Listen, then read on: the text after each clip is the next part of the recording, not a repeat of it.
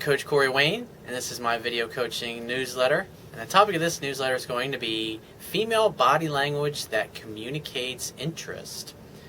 I've got a quick email here from a viewer. He says, "Hi, I have a question." He says, "I'm in college and there is this girl sitting beside me and she's always playing with her hair and she always turns her body towards me. And when I try to look at her, she pretends to look at her friend. I'd say, 'Hey, I caught you staring. Does this behavior mean she loves me?'" Well, I wouldn't say it means that she loves you. I'd say probably it's because she has some kind of interest. Now, women, when they find you attractive and they like you, they're going to, especially if they're sitting next to you in class, or you bust them staring at you, you just say, or you could just say, "Why don't you just ask me out instead of staring at me all the time, enjoying my handsome, rugged, good looks?" You say with a smirk on your face, just like I said it there. And you can say all kinds of things. She'll probably giggle, laugh, probably turn totally red. But what they do is they twirl their hair around their fingers, and they'll when you look at them, they'll smile. Or if they don't have a lot of confidence, what will happen is they'll usually look down and then away. And here's the other thing. It's like, and I love watching body language of people, and especially you can tell a lot about politicians and body language, and like when two people are sitting together, a woman that has interest in you will usually have her, she'll either be like leaning towards you with her knees facing you, or she'll have like one leg crossed, and it's like wherever the leg is pointing or the knee is pointing that she has crossed over the other one, that's usually pointed at who she likes.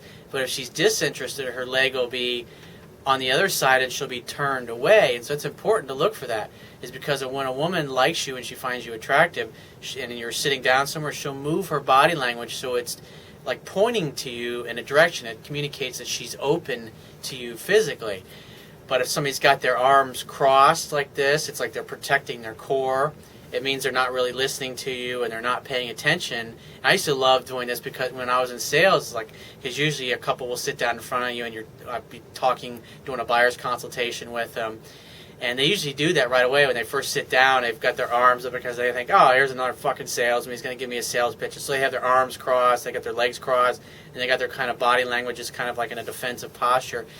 But as they, after talking to them for 5 or 10 minutes, because I would just sit there and ask them questions about themselves, and they're thinking they're coming in for a sales pitch, and I'm just going, "Hey, where'd you grow up? Where do you want to live? You got any kids? Oh, really? Wow, where do your kids go to school at?" And then so what happens is their arms will slowly uncross, their legs will open up, and their posture will be facing you. And being in sales, you watch for these things, because I've been doing this for so long, and also applies to women in dating. And it's just amazing. Like a guy that's got his glasses on, and the more comfortable he feels, sometimes he'll take his glasses off and lay them on your desk. And it's really cool to see that. Or a woman, she'll take her glasses and she'll put them up on her head as she's talking to you, especially if she's nearsighted. And it's her way of basically, "Hey, I want you to look at my pretty eyes." And it's just really cool to watch these things. So if the girl is, she'll also reach over and she'll touch your arm, or she'll ask you questions. She'll ask you, "Hey, did you get that last," like this particular guy is in a college class, obviously.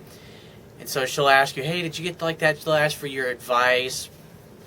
But you just simply, if she's doing those things, it all communicates that she's interested. You just say, "Hey, what's your name?" And she'll say, "Oh, my name is Jennifer." You say, "Hey, Jennifer, it's nice to meet you." And you don't volunteer yours. And if she has interest in you, she'll say, when you don't volunteer your name, she'll go, "Hey, it's nice to meet you too. What's your name?" But if she has no interest, she'll say, "It's nice," just go, "It's nice to meet you too," without asking for your name. But if her body language and everything is pointing to you that way, obviously she finds you attractive, but she's shy. And you got to remember, you're the man, so it's up to you to go ahead and ask her out. And you just say, "Hey, you seem like a nice girl. When are you free to meet up for a drink?" Ask her that question. And then make definite plans, a definite day and a definite time to meet her someplace. Give her your cell phone, let her put her number in, and then you can text her your number, or say, "Give me your number and I'll put mine in." And then you say, "We'll just meet at the place, or the Starbucks, or the restaurant, or the bar, or wherever you're going to meet.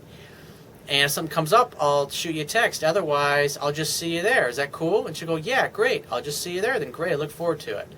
And then you make definite plans, and that's it. It's all you got to do. It's really simple. Don't overcomplicate things. But it's really awesome to watch that. And that's the power of asking the other person questions about themselves, because that communicates when you're, I mean, think about it. When you haven't seen like an old friend, what do you always say? Hey, what have you been up to? How's college? Or how's the wife? How's the kids? How's your business? How's your career? Are you still working at that same place you're working at? I mean, you're excited. You're genuinely excited for them. You're excited to see them. You want to know what they've been up to.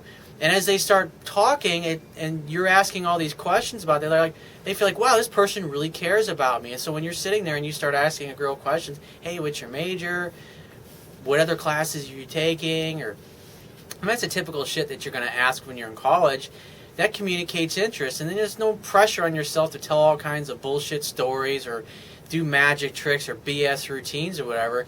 You communicate through asking questions that you have interest, and it's amazing. You can watch the more she talks, and because she feels, hey, if she's into me, or if this guy's into me, he's going to ask me questions. And vice versa. If she's going to reciprocate, if she likes you, she'll reciprocate and start asking you questions once you've started to break the ice.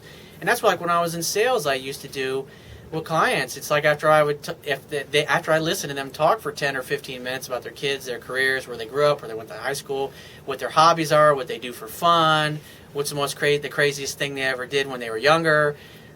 I mean, it depends on how comfortable couples are when you're talking to them. And after like 10 or 15 minutes, they feel obligated. It's called the law of reciprocity. They just naturally feel like, wow, God, I've talked so much. I've been so selfish. Well, what about you? Where do you grow up? What are your interests? And they start asking you personal questions.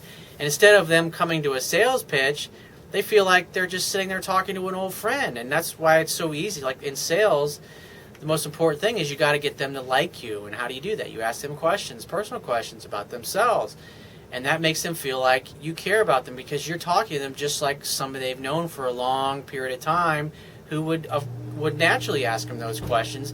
And so when someone likes you, they start to trust you. And then after you've gone through that and you've created rapport, then you go into your sales pitch and you tell them the product or whatever. It was so easy to sell people on that, because they expect to come in. It's like going to buy a car. You expect a sales pitch, but it's disarming when the person they're not talking rates or this or that. They're just asking you personal questions about yourself. It's an incredibly powerful tool. Not only you can use it to pick up women, but if you want to get a job working for somebody, or you want to get somebody to invest in your company, I mean, that's a great way to go about it, because it's very hard to say no to a friend as opposed to some total random stranger. And so if you spend 5 or 10 minutes talking to somebody and they create rapport, when you ask them out for a date, or you ask them to do business with you or invest in your company or to give you a job, they're going to be more inclined to say yes, just because they don't want to say no to a friend. They don't want to disappoint a friend. I mean, think about it. It works beautifully.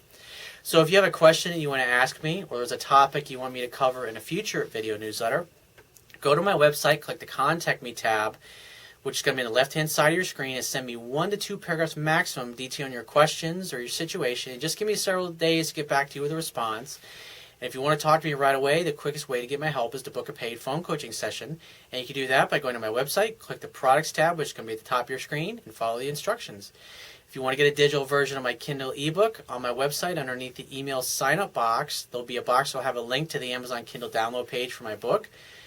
If you don't have a Kindle device, once you get to the download page on the right-hand side, there's a button you can click, and it'll open up a window so you can download a free e-reader app for your smartphone, your tablet device, or your computer. Only takes a matter of seconds to download and install the app, and only a few more seconds after that to complete the purchase of my book, and you'll be reading it in no time.